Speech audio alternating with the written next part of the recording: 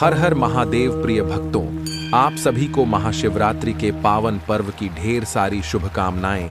आज हम आपको सुनाने जा रहे हैं महाशिवरात्रि की एक ऐसी दिव्य और महान कथा जिसका वर्णन हमारे धार्मिक ग्रंथों में किया गया है।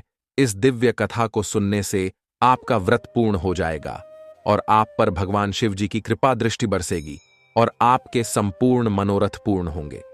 तो चलिए दोस्तों, विलंब न करते हुए आज की इस अलौकिक कथा को प्रारंभ करते हैं।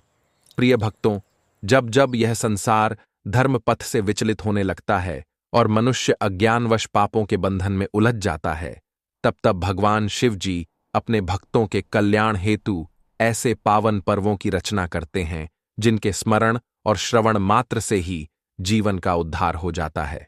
उन्हीं दिव्य पर्वों में महाशिवरात्रि का स्थान सर्वश्रेष्ठ माना गया है। प्राचीन काल की बात है, एक दिन समस्त आर्षिकगण लोक कल्याण की भावना से प्रेरित होकर एकत्र हुए। उनके मन में एक ही जिज्ञासा थी, महाशिवरात्रि का वह रहस्य क्या है जिसकी महिमा स्वयं त्रिलोचन महादेव ने घोषित की है। इसी दिव्य रहस्य को जानने लेकर वे सभी आर्षिगण महान तपस्वी और शिव भक्त महर्षि अगस्त्य के आश्रम में जा पहुंचे। आश्रम की पवित्र वायु तपस्या से सुगंधित थी, चारों ओर शांति व्याप्त थी, वातावरण में वेद मंत्रों की सूक्ष्म गूंज सुनाई दे रही थी। आश्रम पहुंचकर सभी ऋषियों ने श्रद्धा सहित महर्षि अगस्त्य के चरणों में साष्टांग प्रणाम किया और करबद्ध होकर विनयपूर्वक कहा, हे शिव भक्त महामुनि अगस्त्य जी, आज हम सब आपके समीप एक अत्यंत पुण्यकारी उद्देश्य से आए हैं। हम महाशिवरात्रि के उस दिव्य महात्म्य का श्रवण करना चाहते हैं जिसके स्मरण मात्र से जीव के जन्म जन्मांतरों के संचित पाप नष्ट हो जाते हैं। कृपा कर हमें महाशिवरात्रि की पावन कथा का उपदेश प्रदान करें। ऋषियों की श्रद्धा से परिपूर्ण वाणी सुनकर महर्षि अगस्त्य ने अपने नेत्र खोले। उनके मुख पर करुणा और प्रसन्नता का दिव्य भाव प्रकट हुआ और वह मधुर स्वर में बोले, हे तपस्वी मुनियों, आप सभी का हार्दिक स्वागत है। आज आपने लोक कल्याण की भावना से प्रेरित होकर जिस उत्तम और दुर्लभ महात्म्य को सुनने की इच्छा प्रकट की है, वह केवल एक कथा नहीं, अपितु मोक्ष का द्वार है महाशिवरात्रि का। यह महात्म्य ऐसा है कि इसके श्रवण मात्र से मनुष्य के जन्म जन्मांतरों के संचित पाप भस्म हो जाते हैं। जो भक्त इसे श्रद्धा, विश्वास और भक्ति भाव से सुनता है, वह कभी दरिद्र नहीं रहता और भगवान शिव जी की कृपा से उसकी समस्त मनोकामनाएं पूर्ण होती हैं। हे मुनिगणों, आपके आग्रह से आज मैं इस पावन महात्म्य का वर्णन आरंभ कर रहा हूं। आप इसे पूर्ण एकाग्रता, शुद्ध भाव और श्रद्धा सहित अंत तक अवश्य सुने। दोस्तों, यह सुनकर समस्त ऋषिगण शांत चित्त होकर अपने अपने आसन ग्रहण कर लेते हैं और कथा श्रवण में लीन हो जाते हैं। तब महर्षि अगस्त्य कथा आरंभ करते हुए कहते हैं, हे मुनिगणों, प्राचीन काल की बात है। काशी नगरी के समीप एक छोटा सा गांव था जहां धर्मदास नाम का एक व्यापारी निवास करता था। धर्मदास की सबसे बड़ी पहचान उसका काम या उसका घर नहीं था, बल्कि उसकी आस्था थी। वह भगवान शिव को केवल संकट में नहीं बल्कि हर श्वास में स्मरण करता था।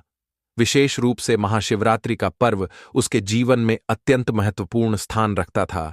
जब जब महाशिवरात्रि समीप आती, धर्मदास का जीवन अपने आप एक विशेष संयम में बंध जाता। वह कई दिन पहले से ही मन और इंद्रियों को शांत करने का प्रयास करता। महाशिवरात्रि के दिन वह ब्रह्म मुहूर्त में उठता, स्नान करके स्वच्छ वस्त्र धारण करता और मन ही मन महादेव का स्मरण करता। दिन भर अन्न का त्याग कर वह केवल जल और मौन के सहारे रहता ताकि मन पूरी तरह स्थिर रह सके। संध्या होते ही वह घर के एक शांत कोने में दीपक प्रज्वलित करता और उसके समीप बैठकर भगवान के ध्यान में लीन हो जाता। उसके अंदर न कोई आडंबर थे, न कोई विशेष दिखावा। उसने अपने जीवन को पूरी तरह से महादेव के चरणों में समर्पित कर दिया था। उसका विश्वास था कि महाशिवरात्रि केवल व्रत या पर्व नहीं है, बल्कि यह वह रात्रि है जब मनुष्य अपने भीतर के अंधकार को देख सकता है और शिव जी की शरण में जाकर उसे छोड़ सकता है। वह कभी महादेव से धन या वैभव की याचना नहीं करता था, बस उसका केवल एक ही भाव रहता था, हे महादेव, जो कुछ आपने दिया है वही मेरे लिए पर्याप्त है। इसी विश्वास के साथ वह हर परिस्थिति को स्वीकार करता आया था। चाहे उसके जीवन में स्थिरता हो या परिवर्तन। वह सब शिव की इच्छा मानकर चुपचाप सह लेता था। परंतु दोस्तों, समय का स्वरूप सदा एक सा नहीं रहता। धीरे धीरे उसके काम में रुकावट आने लगी। जो लेन देन आसानी से हो रहा था, अब उसमें व्यवधान उत्पन्न होने लगा। जिन लोगों पर वह भरोसा करता था, वही उससे दूर होने लगे। धर्मदास ने इसे नियति का समय चक्र समझकर स्वीकार किया। उसने न किसी से शिकायत की, न अपनी श्रद्धा में कोई कमी आने दी। उसने और अधिक परिश्रम किया, व्यापार में नई नीतियां अपनाई, परंतु परिणाम उसके विपरीत रहे। धीरे धीरे 1 वर्ष बीत गया, किंतु उसे व्यापार में कोई लाभ नहीं हुआ। जो व्यापार कभी स्वर्ण समान चमकता था, वह अब सूखे पत्तों की तरह झड़ने लगा। अन्न भंडार खाली होने लगे। विपणि पर ग्राहकों की चहल पहल कम हो गई। ये सब देखकर धर्मदास चिंतित हो गया। उसने व्यापार को फिर से सुचारू रूप से चलाने के लिए अपनी सारी जमा पूंजी लगा दी। उसने अपने सगे संबंधियों, मित्रों और परिचितों से कर्ज लिया। हर किसी से यही विनती की, बस एक बार और अवसर मिल जाए, इस बार सब ठीक हो जाएगा। उसके मन में अब भी आशा की एक क्षीण सी लौ जल रही थी कि शायद परिस्थितियां बदल जाएंगी, शायद भाग्य एक बार फिर उसका साथ दे देगा। किंतु विधाता को कुछ और ही मंजूर था।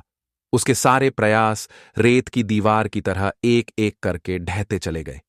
जिस व्यापार को उसने वर्षों की मेहनत, ईमानदारी और विश्वास से खड़ा किया था, वही उसकी आंखों के सामने धीरे धीरे समाप्त होने लगा। ग्राहक कम होते गए, उधार बढ़ता चला गया और घाटा दिन प्रतिदिन गहराता गया। अंत में वह दिन भी आ गया जब धर्मदास का व्यापार पूरी तरह से ठप हो गया। जिस विपणि में कभी सुबह से शाम तक चहल पहल रहती थी, वहां अब सन्नाटा पसरा रहता था। एक दिन भारी मन से उसने विपणि पर ताला लगा दिया, और वह ताला मानो उसके सपनों पर भी जड़ दिया गया। उसके लिए कर्ज चुकाना असंभव हो गया। विवश होकर उसने पहले अपनी पत्नी के आभूषण बेचे, फिर जमीन एक एक करके उसकी सारी संपत्ति बिकती चली गई। सबसे पीड़ादायक क्षण तब आया जब उसका पैतृक घर भी उसके हाथ से निकल गया। वही घर जिसकी दीवारों में कभी उसके बच्चों की किलकारियां गूंजा करती थीं, वही आंगन जहां उसकी पत्नी ने उसके साथ जीवन के सुख दुख बिताए थे। उस घर को छोड़कर उसे एक छोटे से जर्जर और किराए के मकान में जाना पड़ा। धर्मदास, जो कभी सम्मान और समृद्धि का प्रतीक था, अब कर्ज में डूबा हुआ दर दर भटकता एक साधारण व्यक्ति बन चुका था। उसके बच्चे कई बार भूखे रह जाते और उसकी पत्नी की आंखों में हर समय चिंता की छाया बनी रहती। समाज में भी उसकी प्रतिष्ठा धूमिल हो चुकी थी। पहले जहां लोग आदर से बात करते थे, अब वहीं सहानुभूति से अधिक तिरस्कार दिखाई देने लगा। कुछ लोग ताने मारते हुए कहते थे, महादेव के भक्त हैं, पर महादेव भी इनके काम ना आए। लोगों के ये शब्द उसके हृदय को आहत कर देते। यह सब सुनने के बाद कई बार उसके मन में घना अंधकार छा जाता और वह ईश्वर से प्रश्न करते हुए कहता, हे मेरे आराध्य, क्या सचमुच मेरी भक्ति में कोई कमी थी जिसका मुझे ये फल मिल रहा है? लेकिन दोस्तों, उसके यह विचार क्षणिक थे। उसके हृदय के किसी कोने में आस्था का एक छोटा सा दीपक अब भी प्रज्वलित हो रहा था। अपनी हर विपत्ति के बावजूद धर्मदास ने शिवजी की पूजा करनी नहीं छोड़ी। चाहे उसके पास खाने को कुछ हो या ना हो, चाहे उसके मन में कितनी भी चिंताएं हों, वह हर दिन सुबह उठता, स्नान करता और अपने घर के छोटे से पूजा स्थान में बैठकर भगवान शिव का ध्यान करता। वह उस शक्ति पर विश्वास करता था जो इस पूरी सृष्टि को चलाती है, और उसे विश्वास था कि उसके आराध्य द्वारा उसकी परीक्षा ली जा रही है। वह धैर्य और अटूट विश्वास के साथ महादेव का नाम जपता रहा। उसकी श्रद्धा किसी फल की कामना से नहीं थी, बल्कि विशुद्ध प्रेम और समर्पण से जन्मी थी। उधर दूसरी ओर कैलाश पर्वत पर आदिशक्ति माता पार्वती के साथ विराजमान भगवान शिवजी यह सब देख रहे थे। धर्मदास की आंखों से बह रहा हर आंसू, उसकी हर थकी हुई सांस और उसके हृदय से निकली हर अनकही प्रार्थना महादेव तक पहुंच रही थी। संसार की दृष्टि में भले ही वह टूट चुका था, पर शिवजी की दृष्टि में उसकी भक्ति और भी निखर गई थी। भगवान शिव ने देखा कि विपरीत परिस्थितियों के पहाड़ टूट पड़ने के बाद भी धर्मदास की आस्था डगमगाई नहीं। न उसने प्रभु को दोष दिया, न अपने भाग्य को कोसा। अभाव, अपमान और पीड़ा के बीच भी उसका मन महादेव के चरणों से जुड़ा रहा। देवी पार्वती ने धर्मदास की इस दुर्दशा को देखकर करुणा से कहा, हे नाथ, यह आपका भक्त अत्यंत कष्ट में है। इसके जीवन में अब पीड़ा के अतिरिक्त कुछ शेष नहीं रहा, इस पर कृपा कीजिए। माता पार्वती की बात सुनकर शिवजी मंद मंद मुस्कुराए। उनके उस करुणामय स्मित में असीम वात्सल्य छिपा था। उन्होंने पार्वती से कहा, हे देवी, मेरे इस भक्त को देखो। इसने धन खो दिया, घर खो दिया, समाज में सम्मान भी खो दिया, परंतु इसने मुझसे अपना विश्वास नहीं खोया। यह वह दुर्लभ भक्त है जो फल की कामना नहीं करता, केवल अपने प्रभु से प्रेम करता है। इसकी परीक्षा अब पूर्ण हुई। अब समय आ गया है कि मैं स्वयं इसकी सहायता करूं। अगले दिन सुबह सुबह जब भोर का उजाला फैल रहा था, तभी धर्मदास ने अपनी पत्नी से शांत स्वर में कहा, आज महाशिवरात्रि है और मेरा व्रत है। मैं मंदिर जा रहा हूं। घर में जो थोड़ा बहुत अन्न बचा है, उसी से कुछ भोजन बना लेना। अपने पति की ये बात सुनकर उसकी पत्नी सुलोचना ने उदास आंखों से उसकी ओर देखा और धीरे से हां में सिर हिला दिया। घर में बस मुट्ठी भर चावल और एक चुटकी दाल शेष थी। उसी से उसने खिचड़ी बनाई। खिचड़ी इतनी कम थी कि उससे बच्चों का पेट भर पाना भी मुश्किल था। धर्मदास मंदिर गया। उसने विधिपूर्वक महादेव का जलाभिषेक किया, बिल्वपत्र अर्पित किए और शांत मन से प्रार्थना की। उसका शरीर थका हुआ था, मन चिंताओं से भरा हुआ, पर हृदय में केवल एक ही नाम गूंज रहा था, महादेव। वह मंदिर से लौटकर अपने जर्जर घर के बाहर बने छोटे से चबूतरे पर बैठ गया। तभी उसकी दृष्टि सामने के मार्ग पर पड़ी, जहां एक वृद्ध साधु, दुर्बल देह, झुर्रियों से भरा चेहरा, आंखों में गहरी शांति और मुख पर अलौकिक तेज धारण किए उसकी ओर चले आ रहे थे। थोड़ी देर में वह साधु धर्मदास के समीप आ पहुंचे और करुण स्वर में धर्मदास से बोले, बेटा, मैं कई दिनों से भूखा हूं। मेरा शरीर अब साथ छोड़ने लगा है। क्या तुम्हारे घर में मुझे खाने के लिए भोजन का एक निवाला मिल सकता है? मेरे पेट में भूख की अग्नि जल रही है। धर्मदास ने उस साधु की ओर देखा। उनकी दुर्बल काया, थकी हुई आंखें और शांत मुखमंडल देखकर उसका हृदय द्रवित हो उठा। किंतु उसी क्षण उसके मन में एक विचार आया, घर में जो थोड़ा सा भोजन बचा है, वह भी बच्चों के लिए पर्याप्त नहीं है। वह स्वयं भी कई दिनों से भूखा है। यह विचार उसके मन में केवल क्षण भर के लिए आया और उसी क्षण उसने उसे झटक दिया। उसके भीतर का सच्चा शिव भक्त जाग उठा। उसने मन ही मन सोचा, यह कोई साधारण साधु नहीं, यह तो स्वयं महादेव का ही रूप हो सकते हैं, जो मेरी परीक्षा लेने आए हैं। मैं कैसे किसी भूखे को अपने द्वार से खाली हाथ लौटा सकता हूं, विशेषकर तब जब मेरे प्रभु स्वयं कहते हैं, अतिथि देवो भव। यह सोचते ही उसने अपनी धर्मपत्नी को आवाज दी। आवाज सुनकर सुलोचना बाहर आई और फिर धर्मदास ने उससे कहा, देखो, एक भूखे अतिथि हमारे द्वार पर आए हैं। घर में जो भी भोजन है सब ले आओ। सुलोचना ने साधु की ओर देखा। उनकी दयनीय अवस्था देखकर उसका हृदय भी भर आया। फिर उसने विवश स्वर में कहा, स्वामी, घर में बस थोड़ी सी खिचड़ी है, वह बच्चों के लिए भी पूरी नहीं पड़ेगी। आप भी भूखे हैं और मेरा मन भी बहुत व्याकुल है। धर्मदास ने स्नेहपूर्वक उसकी बात काटते हुए कहा, नहीं सुलोचना, अतिथि देवता का स्वरूप होते हैं और यह तो अत्यंत दीनहीन अवस्था में है। इन्हें भोजन कराना हमारा परम कर्तव्य है। हमें चिंता नहीं करनी चाहिए। महादेव सब देखेंगे। इसके बाद वह साधु की ओर मुड़ा और अत्यंत विनम्रता से बोला, बाबा, कृपा करके भीतर आइए। मेरे पास जो कुछ भी है वही मैं आपको प्रेम पूर्वक अर्पित करता हूं। साधु महात्मा भीतर आए और आसन पर बैठ गए। सुलोचना रसोई से वह थोड़ी सी खिचड़ी एक पत्ते पर रखकर ले आई।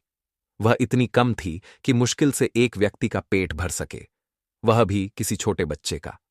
साधु ने खिचड़ी की ओर देखा, फिर धर्मदास की ओर दृष्टि उठाकर कहा, बेटा, क्या तुम सचमुच यह सारा भोजन मुझे दे दोगे?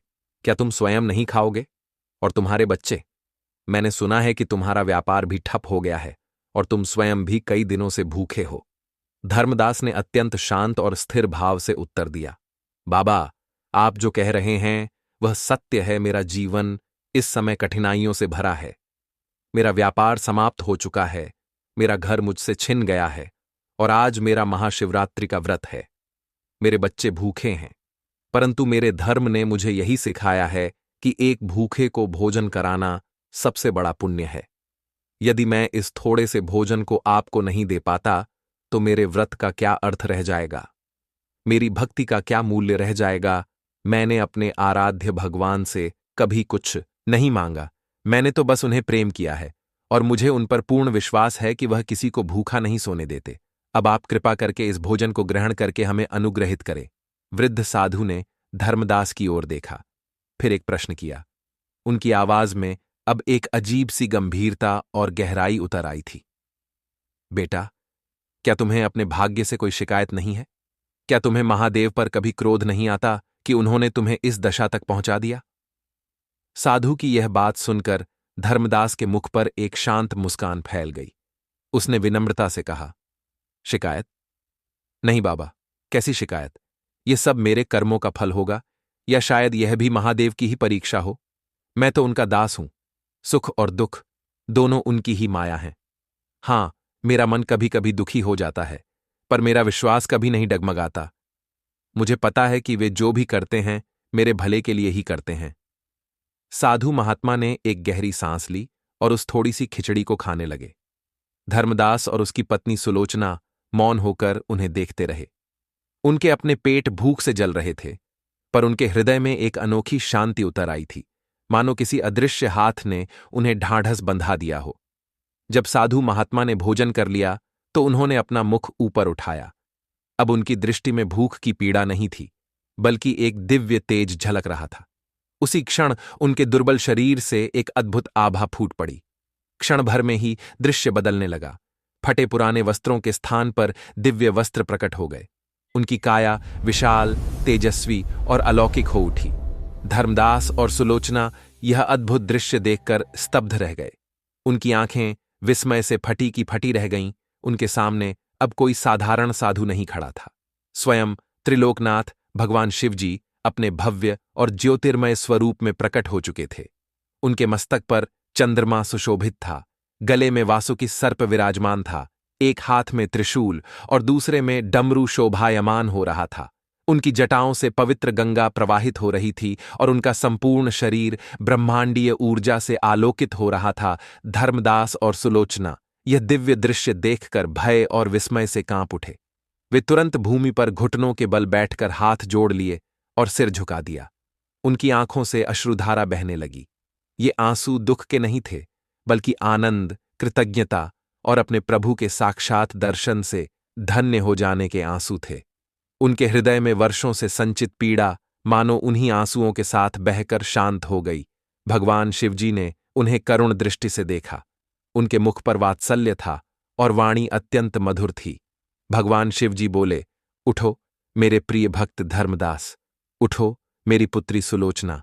मैंने तुम्हारी वर्षों की अटूट श्रद्धा, धैर्य और दानशीलता की परीक्षा ली है। तुम इस परीक्षा में पूरी तरह खरे उतरे हो।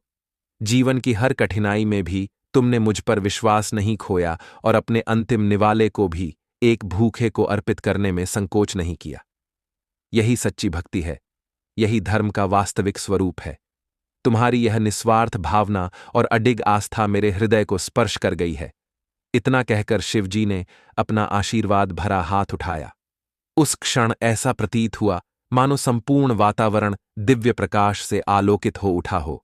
उन्होंने कहा, हे धर्मदास, आज से तुम्हारे जीवन के सभी संकट समाप्त होते हैं।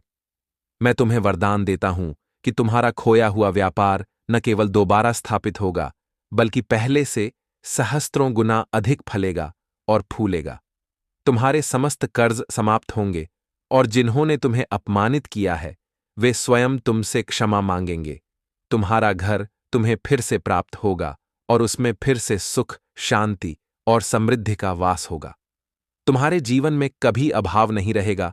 आज तुमने शिवरात्रि का व्रत पूर्ण करके मुझे प्रसन्न किया है।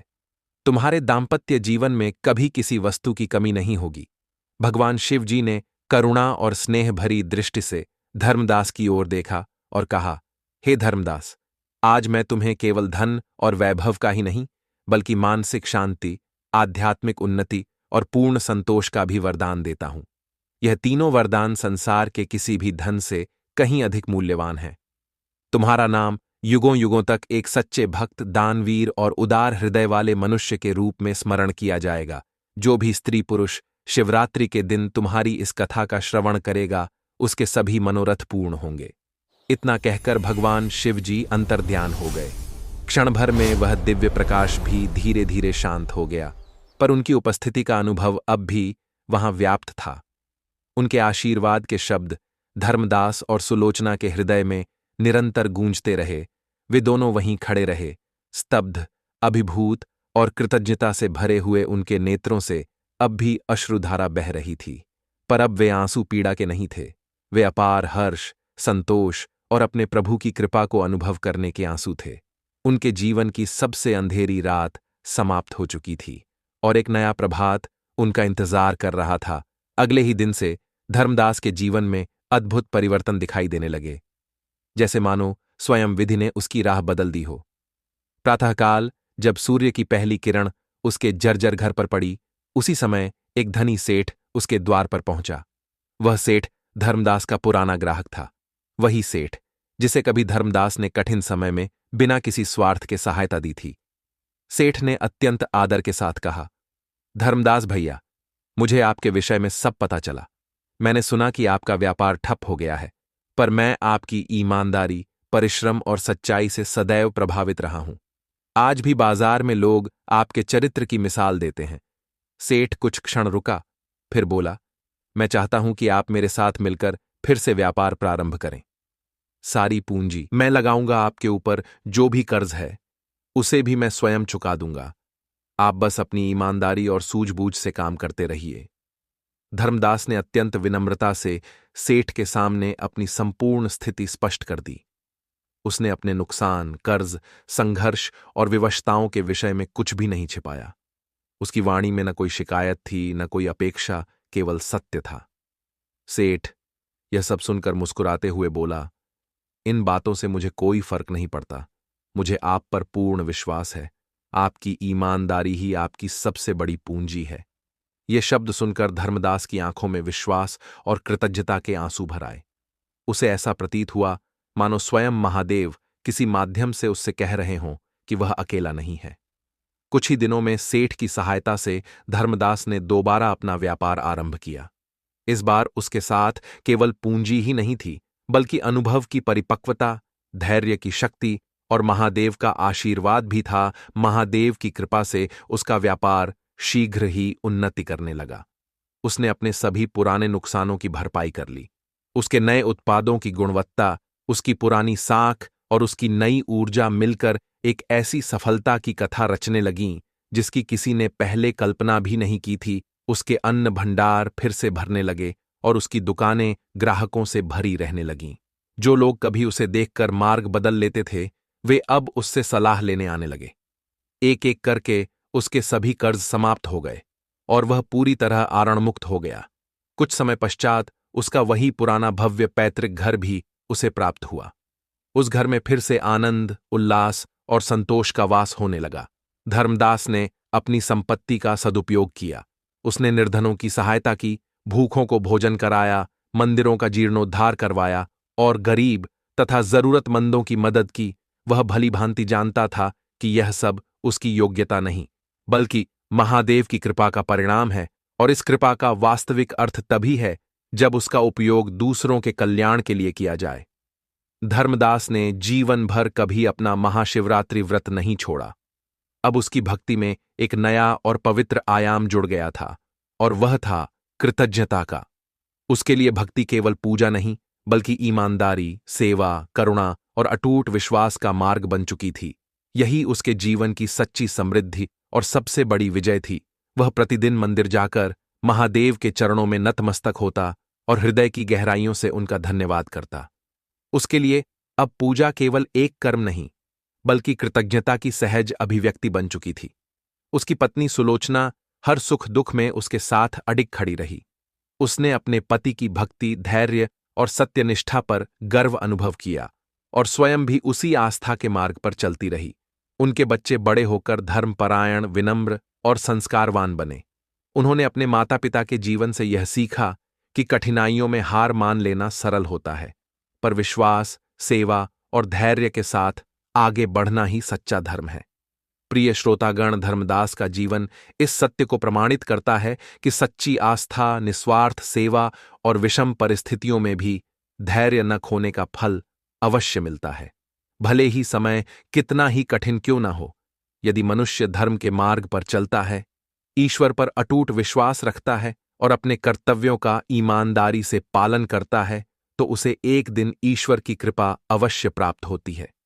आगे की कथा सुनाते हुए महर्षि अगस्त्य मुनि कहते हैं, हे मुनिगण, इस संदर्भ में महाशिवरात्रि की महिमा और भी स्पष्ट हो जाती है।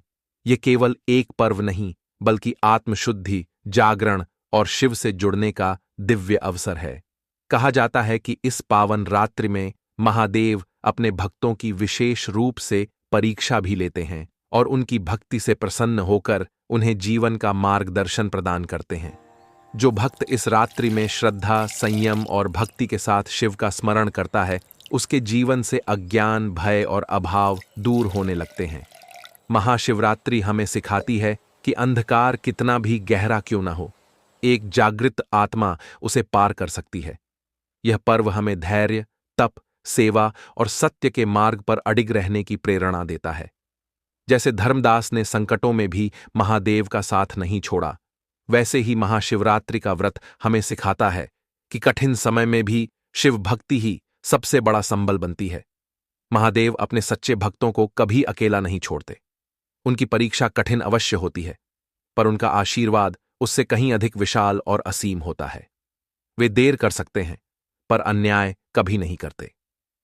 धर्मदास की यह कथा आज भी हमें प्रेरणा देती है कि जीवन की प्रत्येक कसौटी पर हमें अपना विश्वास दृढ़ रखना चाहिए, क्योंकि अंत में विजय सत्य, श्रद्धा और धैर्य की ही होती है।